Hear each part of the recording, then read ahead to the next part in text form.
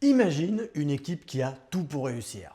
Du talent, des ressources, un marché porteur, mais qui n'arrive jamais à décoller. On a connu ou on connaît tous ça. Des réunions qui tournent en rond, des non-dits qui sapent l'énergie, des décisions qu'on applique à moitié, et au final, des résultats qui s'effritent. Patrick Lencioni, dans son livre « Les 5 dysfonctions d'une équipe », propose un modèle devenu une référence mondiale du management. Pas parce qu'il est théorique, mais parce qu'il décrit, avec une clarté redoutable, ce qui fait qu'une équipe fonctionne ou dysfonctionne complètement. Aujourd'hui, je vous propose de parcourir ces 5 dysfonctions, comprendre comment elles se construisent, comment elles s'empilent et surtout comment les dépasser. Alors la première dysfonction et la plus fondamentale, c'est l'absence de confiance.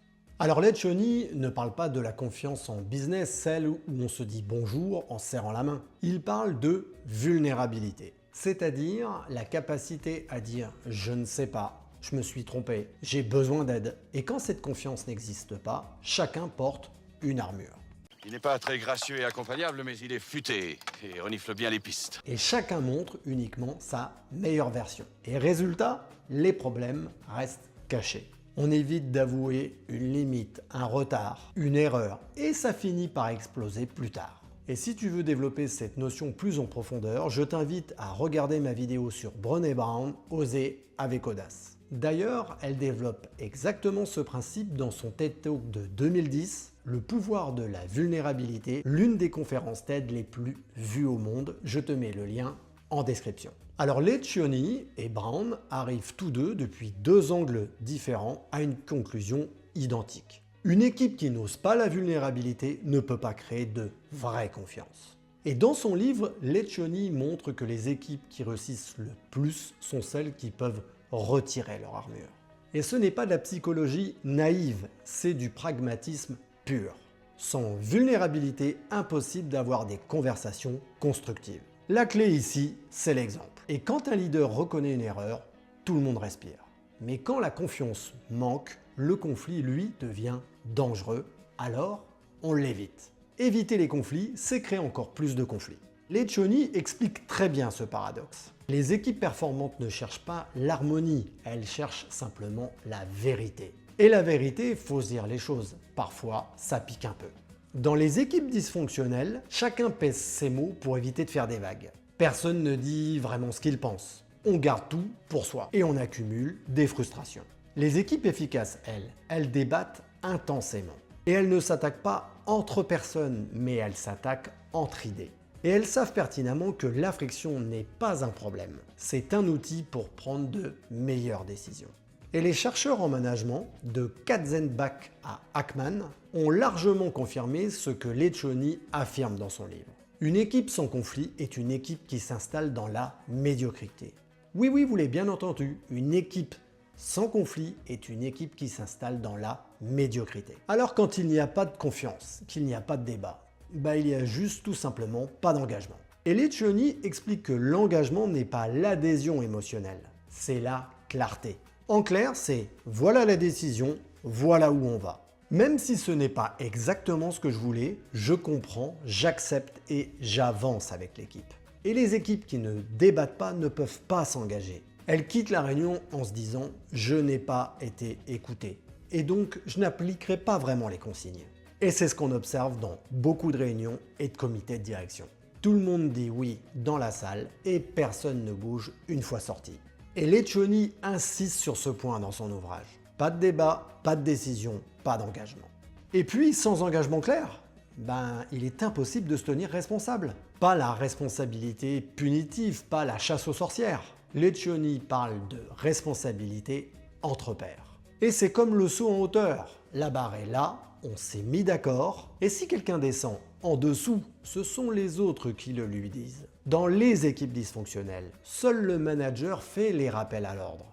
Et dans ce cas, on infantilise tout le monde. Alors que dans les équipes performantes, la responsabilité, elle, est horizontale.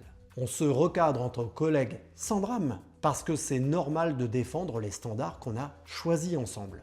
Et le livre insiste sur un point qui est souvent oublié. Une équipe n'a pas besoin d'un chef qui surveille tout. Elle a besoin d'un chef qui installe des règles claires et qui laisse le collectif les faire vivre.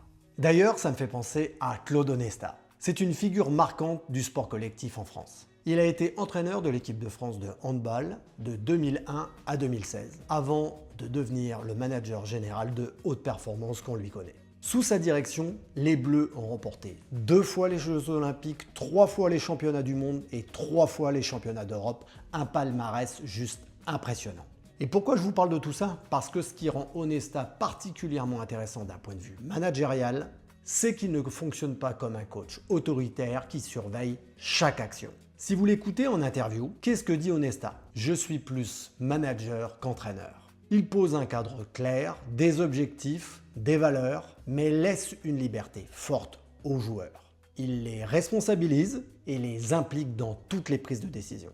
Onesta dit clairement, c'est plus qu'une équipe, c'est une philosophie. Il ne cherche pas à tout contrôler, mais à créer un écosystème où le collectif vit, agit et se corrige. S'intéresser aux hommes, c'est se donner peut-être la possibilité de comprendre comment mieux les amener à performer. Chacun des éléments du groupe va générer ou va nécessiter des solutions un peu singulières. Et le rôle du manager, c'est justement de trouver cet ensemble de choses. Et cet exemple illustre parfaitement le modèle de Leccioni. Poser des règles, encourager la responsabilité entre pairs, favoriser l'engagement collectif et ne pas tout micromanager. Alors la dernière dysfonction évoquée par Leccioni, celle qui couronne toutes les autres, c'est l'inattention aux résultats. Quand l'équipe ne se fait pas confiance, qu'elle n'ose pas débattre, quand elle ne s'engage pas, quand elle n'ose pas se responsabiliser, chacun finit par se concentrer sur ses résultats individuels et pas sur les résultats collectifs. Et sur ce point, Leccioni est brutalement clair.